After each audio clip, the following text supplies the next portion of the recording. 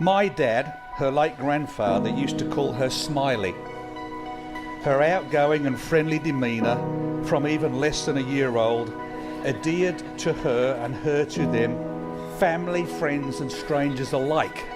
She was easy to get along with, always ready to cooperate and fit in. Childhood discipline, and this is the truth, childhood discipline was pretty well non-existent because it was rarely necessary. Except for the time, she did have one weakness actually. She used to, from about 6 years old, she used to, because we had this rule, that you, she knows where I'm going here. We had this rule, you can't eat your dessert until you've finished your dinner, okay? So what did 6-year-old Jessica learn to do? You scrape your dinner into the rubbish bin when no one's watching. So you go past 6-year-old Jessica and she's eating her dessert. And the dinner plate is empty. And we cottoned on to this because the bones were gone, the pumpkin skin was gone, everything was gone, clean as a whistle, and there she was eating a dessert. And now Princess Jessica IV, having left the royal household, sits next to a man of deserving character. Hard-working Chris, not afraid of a challenge, especially not afraid to do as he's told, has shown his devotion to Jess as she to him, and Chris has obviously become committed to complement the positive and happy outlook of his now wife, to be a family together with young Henry, grandson number 7, to have that commitment and love, the agape love. You know, the Greeks have got 4 or 5 words to talk about love. We've got one. They've got 4 or 5 they talk about love in terms of love for your job, love for your kids, love for your parents, love for humanity, love for your partner. But I'm talking about the word that they call agape, which is the love that Jesus talked about, that demonstrates a love of service in offering the other the advantage over self. A love that can demonstrate a giving of one's own self so that the other can prosper, even if it costs you. And in so doing, makes oneself lovable. I call upon everyone present here to witness that I, Christopher William Owen, take you, Jessica Elizabeth Ross, to be my lawful wedded wife.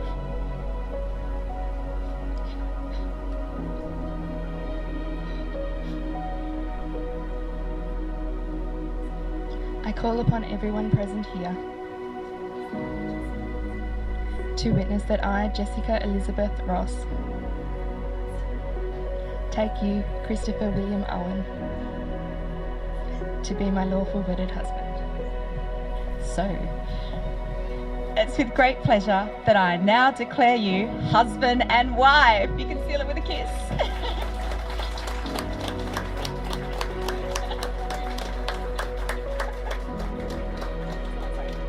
Much further ado, I'm just about to present to you, everyone give a round of applause, with the greatest pleasure, our newlyweds, Mr. and Mrs. Owen, you are married.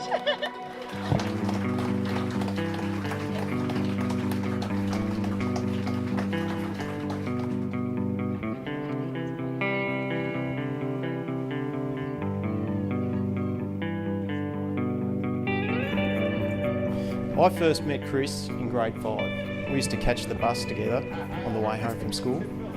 I went to a little Catholic school. Chris went to Nord. And my first memory of Chris is him selling cigarettes to kids at the back of the bus.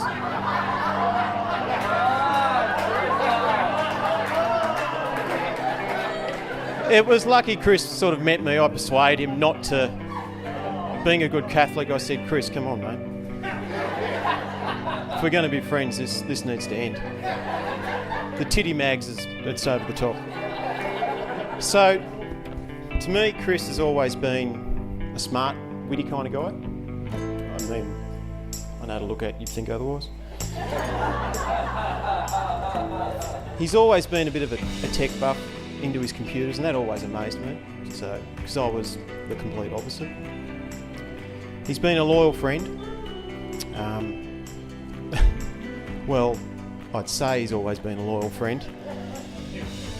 Until one night at the casino, Now, I've actually written Judas on here. The betrayer. So I've been actually waiting for this night to set the story straight. We'd been drinking quite heavily up at the casino one night, myself, Nick and Chris. And I ran into some unsavoury character who really took a disliking to me, like really. So we moved around through the bars that are around up at the casino, and this fella just hounded us. So we decided we'll call it a night. We'll go, let's go home. So we went down, and sure enough, who was at the taxi rank? This gentleman. So nothing had happened. He jumped the queue like an arsehole that he was. Got into the car. Nick decided to say goodbye in the universal language of sign. The gentleman then took his seatbelt off, got back out of the car, laid Nick out. Myself, being a man of action, jumped to him. While we were in the depth grips and struggle of, finding out our differences, Chris decided to step in and end the fight. Chris wound up with a sledgehammer, but Chris's aim was off. Chris hit me and knocked me out. While laying on the grass, I looked up to see Chris shaking hands with this gentleman, getting into a cab and sharing a ride. No, I made that up. No, they took separate cabs. Okay, so Jess and I have been friends for about 5 years now, and we first met at Woolworths, and I thought this was great because it made work enjoyable. A little way down the road though into our friendship, Jess confessed to me that she used to ask to be placed nowhere near me when we'd work together because I wouldn't stop trying to talk to her, and I'd go home and be like, why aren't we working together anymore? She's like, oh, I don't know, it's just the way it's working. After a while of working together, we all decided to go out, and it was then when I first met Chris because he drove Jess and I into town together. And I'm sure he had no idea back then just how involved in his life I would soon make myself. I say this as some of you might know, Jess and Chris have opened their home to me on multiple occasions, and I sometimes like to think I provided them with a bit of parenting practice before Henry came along. No. So when I lived with them, I would do something that would constantly annoy the both of them, more so Chris. I would watch How I Met Your Mother on repeat. So I thought I would try and give them a bit of a happy memory by quoting something from it. Here's the secret, kids. None of us can vow to be perfect. In the end, all we can do is promise to love each other with everything we've got, because love is the best thing we'll ever do. I feel it's rare to find that special someone in life that you can go through so many different stages with, but I think Jess and Chris are the perfect example of how to do that. They don't try to change each other, they grow together. Relationships aren't this magical world where nothing challenging ever happens. It's about knowing there's no one else you'd rather be facing those challenges with. It's about accepting each other for who they are, and that's exactly what Jess and Chris do. They give their hearts to each other unconditionally. And I'm so honoured to have been able to watch them together over the past 5 years and now be part of their special day. Because Jess, you've made every day you've been in my life special, and you're the best friend I've ever had. You're everything that is good in this world. And I'm so happy knowing you found someone who wants to spend the rest of his life giving you everything you deserve. So cheers to Jess and Chris.